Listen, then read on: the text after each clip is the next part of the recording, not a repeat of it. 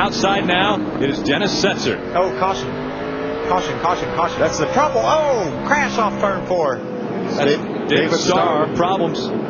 Wow, did the 22 hit that gate hard. NASCAR was reporting that there was oil in that part of the racetrack, and I'm sure that's what contributed to this situation here. You see, that's Bill Lester right up against the gate in the Crown Royal Toyota Tundra. Well, he hit that wall as hard as you can at Martinsville. That was a trouble spin right in front of him. There's a car in the fence. Blake Feese. He backed into the wall. You see the flames erupting. That's from the fuel cell. The gas getting spilled right there. 10 laps in, full load of fuel on that 87 car. Blake Feese, 22 years old. What happened to that new fire extinguisher we had in the back of those cars? Climbing out of that 87 car. Now here is what happens when one car nudges another car from behind. Generally, the car in front gets the worst of the deal. Just ask number 63, Chuck Bound. And to add insult to injury, here comes the OA car of Bobby Dowder to give Chuck another shot, as if he needed it. Boston Reid. Caution's out. Inner pointer back in the right direction. Caution is out. Looks like he poked somebody with that right front. Yeah, but You know when you get going, boss. I can't. We got to give a tip of the hat to. Look at the 59 there at the right side of your screen, Marcus Ambrose. Remember when he pitted earlier and we all questioned whether that was a good move? Oh, there we go around again. Stand behind you, still inside. Stand behind you. Caution down, caution down. You got him. Well, yeah, I'm all right. What in the hell? Tire down? You know, no idea. You know, just a lot of stuff out there on the track. We ran over something, obviously cut a tire, but you know what? This Napa team's the best guys out here, and we got to keep our heads up because we're going to get to the front right here. If there's any consolation, you're going to be the beneficiary car. You're going to get your lap back. Can you get them with 50 to go the way you've been driving?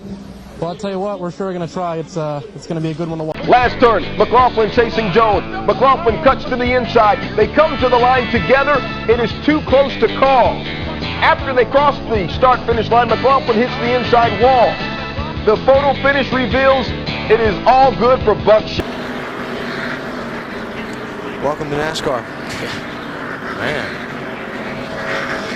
Big lift. Let's watch that. Here he comes. Wow.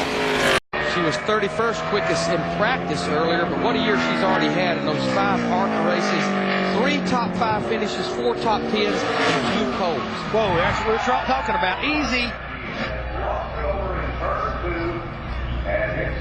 Trouble for Erin Crocker, but she will race. She is in by virtue of the car owner points on that number 6. Yes, and Jeff, I just have to possibly believe that 2 things may have bit her here. One, how much hotter the racetrack is, the less grip that it has from practice, and At the wrong place. Look at that motor blow up going down in the corner, and he is just hanging on at this point. Oh, absolutely. It's oiling down the back tires, and you're holding on, trying to do whatever you can. Now look at the inside of that car. You can't see anything. Now you're listening to the spotter, and then unfortunately it got into the wall. So that was just definitely a disappointing end to a day. I mean, it's one thing Here with 19 laps. Oh, there it is, Johanna Long. It's up close on the back stretch. That's why we couldn't see it from our position. We're blocked from that in a tough way for her to end her season. Johanna will be back with this team next year for at least 21 races. Not the way she wanted to end the year. She was 25th, 3 laps down, and when we saw her earlier in the race, we Mike Wallace, is he out of fuel? He's out of gasoline. You don't want to lead this race. You just don't want to lead, is right. 70 laps was a bit too much to ask. Wallace is out of fuel. It's Justin Labonte and Jason Keller with a half a lap to go. Matt, is he out of gas? Out of gas. Yep. Man, oh man. What a great drive right here. Off of turn number 4 for his first NASCAR Busch Series win. Say hello to Justin Labonte as he wins the Twister 300 at Chicagoland. They don't have any more tires, do they?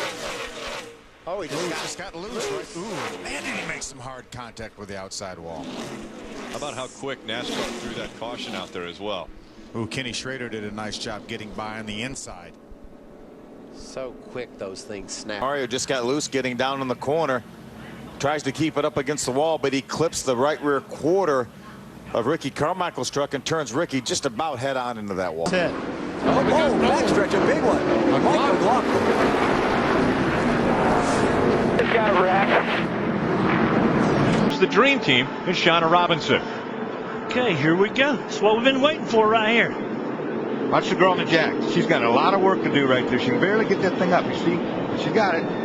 These things are heavy, guys. 90 pounds of tire and wheel there, folks. That's not an easy thing to lug around. The jack's about 33 pounds, but the cylinder in it to get the thing up pretty quickly is tremendously difficult to manipulate. And most of these guys on the jack weigh 190, 200 pounds. That girl doesn't weigh probably about 130 something. She's working girl. hard. Hey, you got time to get 4 girls. Only went with the 2. So a 3-car crash now here on lap number 10. So we're into our second. I don't see where it was the wrong thing to do, knowing the history of this event, knowing what was going on in the front. Shiggy must have got his throttle stuck a little bit.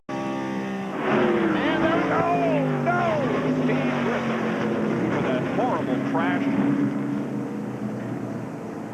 and fire on the racetrack.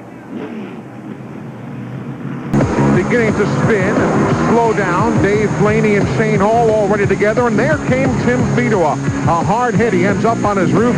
Every driver is fine. I found marijuana. I found hash. Found pipe. Found a crack pipe. Which looks like methamphetamine residue. Okay.